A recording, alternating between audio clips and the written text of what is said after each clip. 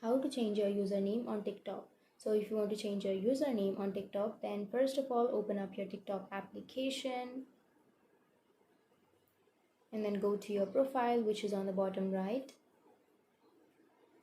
And now you can go for edit profile, and now here you will have your name, right? So you can change your name by simply tapping on that, and then you can remove that and you can add another name.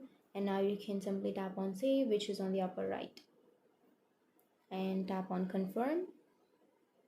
That's it. That's how you change your name or your nickname. And if you want to change your username, you can simply tap on your username, and then you can simply remove that and you can add another username that you would like. And now you can go for save, which is on the upper right.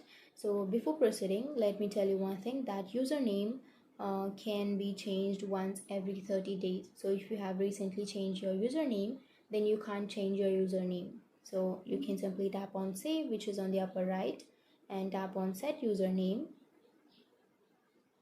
That's it. I have not changed my username since 30 days, so I can change my username now. So that's it. That's how you change your username or your name on TikTok. And if you have any questions, feel free to comment below. Thanks for watching.